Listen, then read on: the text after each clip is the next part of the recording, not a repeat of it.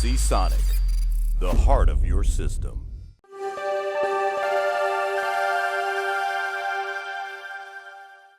I'm Leo Ward for Kit Guru. This Asus ROG Zephyrus GX701 may well appear familiar to you because we did a preview of it back around Christmas time. Back then, RTX graphics for mobile had not yet been launched. We're under NDA, so we couldn't talk about the actual guts of the laptop. We had to talk about things like the tiny screen bezel and the metal chassis and the way there's no longer a webcam in the top bezel, which is why the bezel's so small. Instead, you get this external webcam. Stuff like that. Details, the volume control wheel.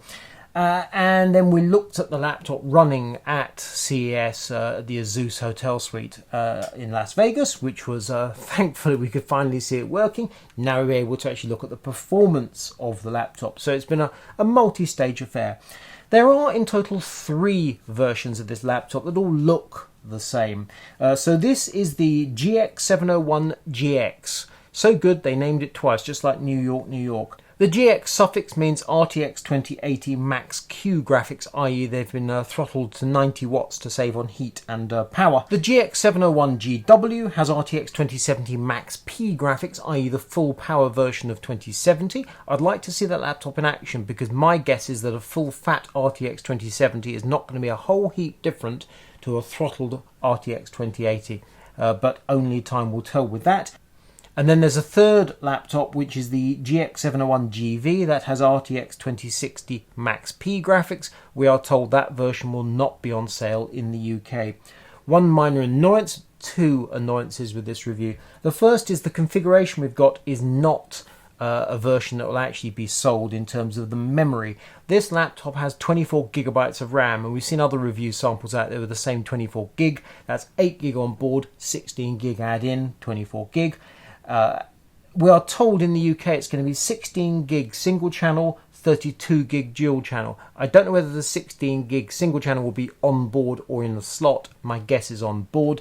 And then 32 gig, clearly they have to add at least one module to make it 32 gig and dual channel. So pricing of the 32 gig, 16 gig 3,299, 32 gig 3,499. This 24 gig version therefore is not exactly the same in terms of whatever the price would be, but also in terms of performance, but hopefully it's going to be pretty darn close. The other thing is getting inside the chassis. It proved to be, for me, impossible. There's a panel on the bottom that which allows the laptop to rise and fall slightly to allow air to intake when you open and close the lid. We've seen that with the GX501 Zephyrus previously. But once you get that far, you can undo a bunch of screws. Getting inside the chassis, couldn't do it. With the 501 a year and a half ago, which is a slightly smaller chassis, I was able to remove a bunch of screws and pull out the keyboard, and that gave access to the innards. In this instance, I assume this top deck unclips in some way. It resisted my every effort and I did not want to break it. And that means I have not seen the battery, the RAM, or the SSD. That is frustrating, partly from the point of view of photos, but also it means in the long term, if you need to replace a part, if you want to upgrade your laptop, or if the battery starts to fail, it's presumably going to be quite a big job to replace the parts at that time.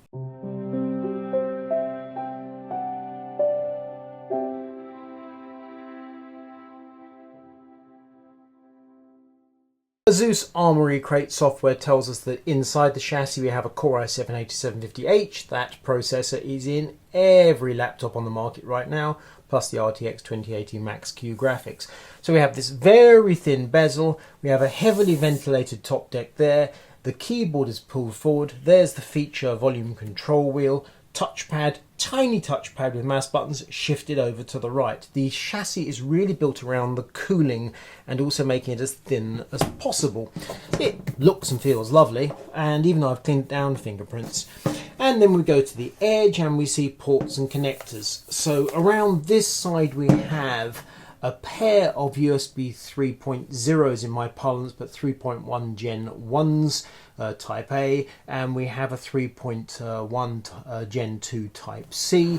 That's a Kensington lock, which is looking disturbingly similar now to Type-C. Around this side we have the power connector, HDMI, USB 3.1 Gen 2 Type-A, and that is a USB 3.1 Gen 2 Type-C. Also does DisplayPort 1.4, and you can power over Type-C, as we mentioned in our preview. there we have a headset jack. You will note a very swish backside to it, but you will note there is nothing in terms of Ethernet. Ain't the space. The chiclet keyboard has a load of RGB going on, controlled as always by Asus Aura within Armoury Crate, and as soon as I saw it, it just reminded me of a nightclub dance floor.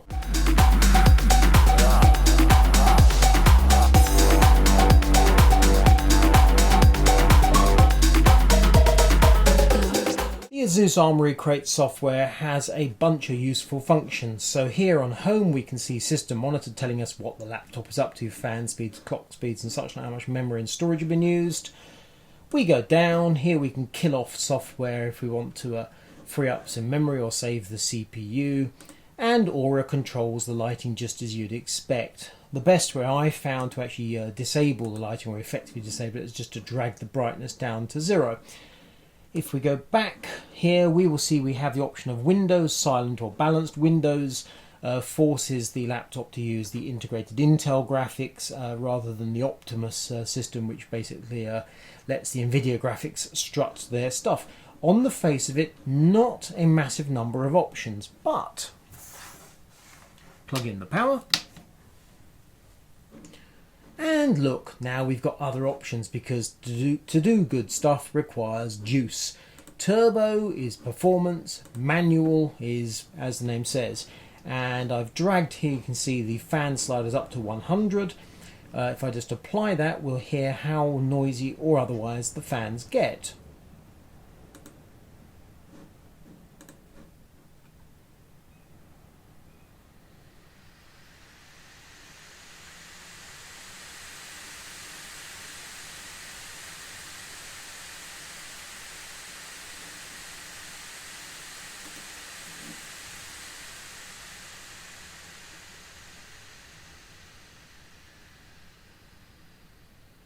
You can clearly hear the fans, they're running at 6,000 RPM. However, that's not actually particularly annoying, surprisingly sophisticated. The Zephyrus GX701 is doing a full-on run of Time Spy, so you will hear some fan noise. However, it is not intrusive fan noise. It's a real-world indication of what this laptop is like to live with.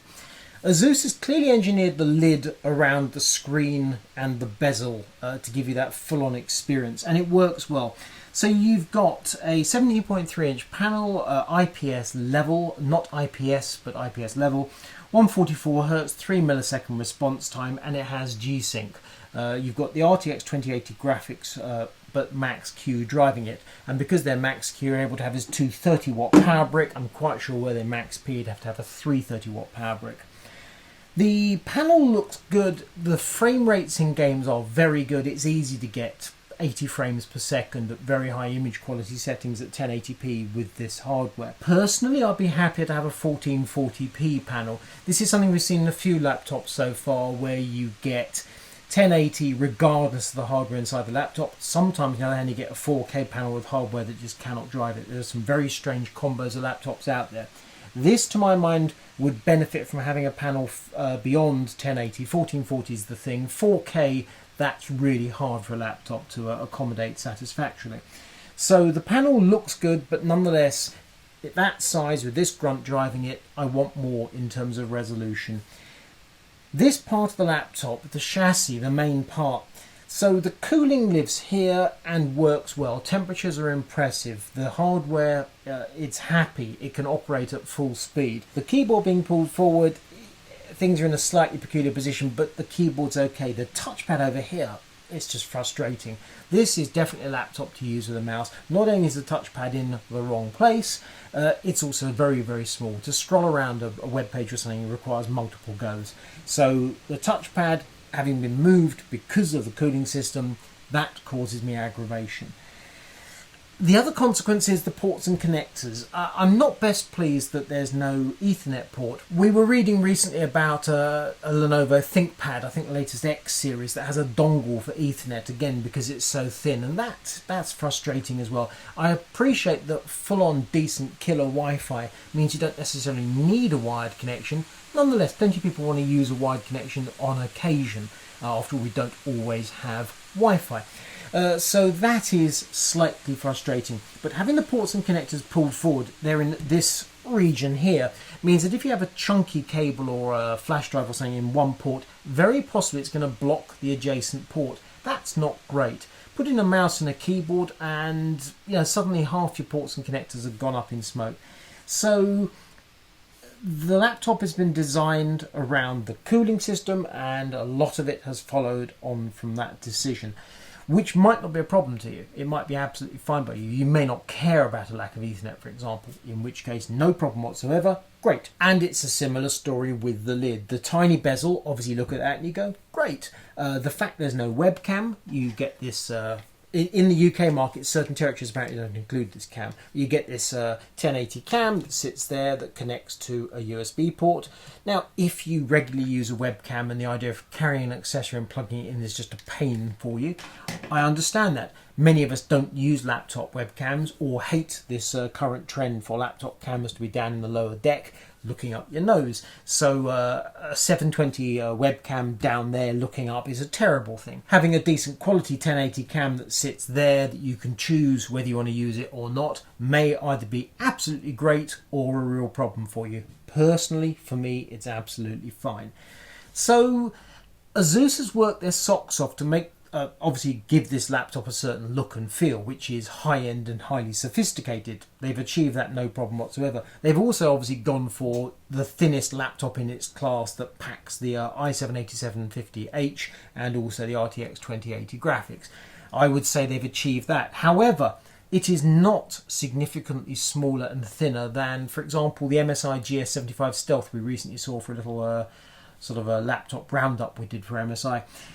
And in terms of thickness, I think I'm right in saying that this laptop is like 0.1 mil thinner than the MSI. We haven't reviewed the MSI, we don't know about thermals and such like. But in terms of simple dimensions, this is only very slightly thinner than that MSI. On the other hand, the footprint is quite a bit smaller.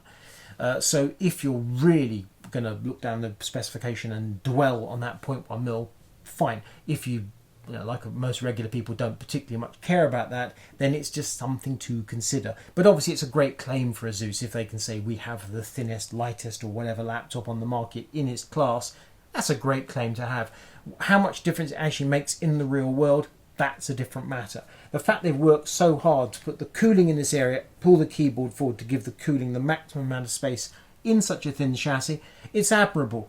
But I do have two basic questions. I mean, apart from the one I mentioned in the opening to this, which is I'm slightly annoyed that the memory configuration is not representative of the items actually going on sale. I don't like that, obviously. But there are 2 points. The first being is these are RTX 2080 Max-Q graphics. My guess, and it's only a guess, is that the RTX 2070 Max-P graphics will be in the same ballpark, but until I actually do a back-to-back comparison, I won't know for sure. So it would be interesting to see how those two things compare. The other thing is the fundamental thing that I said back in January, I believe, which is that Intel announced, I think we said this during CS, Intel has announced that in Q2 they'll be bringing out 9th gen mobile CPUs.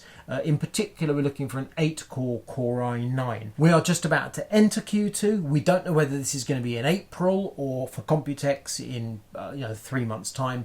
But either which way, in the near future, this 8750H CPU might suddenly look a little bit old hat. Now, if you're looking for a 6-core processor and you get a 9th gen 6-core processor, I imagine it's going to be very similar. If, on the other hand, you want the maximum CPU, and that means instead of this 6-core 8750H, you want to go for the new 8-core 9th gen CPU, then it may well be the case that you should wait. That, unfortunately, was what we said about 3 months ago. It continues to be the case, particularly looking to spend £3,500. That's a significant investment. It may be you're going to have to hold back. Horrible advice to offer anybody after this is supposed to be about a buying decision. Should you buy this laptop? Well, if you need a high-end laptop right now and you want it thin and light with a load of grunt in it, this is absolutely a contender. No two ways about it. In terms of performance, it beats everything that we've seen apart from the PC Specialist just recently, which had the desktop i9 in it and also desktop RTX graphics. That was a massive, great big thing. That stormed along, but that's in a totally different market. That's a desktop replacement. This is a very thin and light laptop. Also in the past, MSI Titan with dual GTX 1080 SLI graphics. The CPU now is looking very old hat, but those graphics still continue to be absolutely remarkable. But again, a really large laptop. Take those two out of the equation, move on to the laptops we've seen recently from the likes of Gigabyte. This laptop just edges the Gigabyte. There's not a massive amount in it, but look at our performance charts. This laptop storms our performance charts in every metric with the exception of battery life. Battery life is not great, which is slightly surprising for such a thin light laptop. We can only conclude the battery is relatively small, but as we can't get inside the chassis to actually confirm that with our eyeballs, we're going to have to take that one just on trust. Nonetheless, the figures are not that impressive. It's okay, but you want to be reasonably close to a power socket. Having said all that, to get maximum performance out of a high-end laptop, you need power anyway. You can use this on the move in Windows mode, no trouble at all. If you want to game, you need power. So that's a consideration rather than a concern. Overall, this laptop is deeply impressive. Fun enough, the original Zephyrus 501 looked good at the time. Now it looks like an absolute donkey. This is in a whole different league. Although it's called Zephyrus, it's Zephyrus 2.0, maybe even 3.0. It's moved the whole concept on significantly. It looks great, cooling is good, performance is good. Unfortunately, the question mark hangs over the fact it still uses an 8th gen processor, and I would love to see that 2070 Max P in action, hopefully sometime soon. Having said all that, yep, it's a good one. If you like this video, give it a thumbs up. Click the bell button, will alert you to new videos as they become available. Do subscribe, that's always nice. And if you look around, you'll find links to Patreon and merch and such like. I'm Leo Warder for Kit Guru. This is the Asus ROG Zephyrus GX701 GX.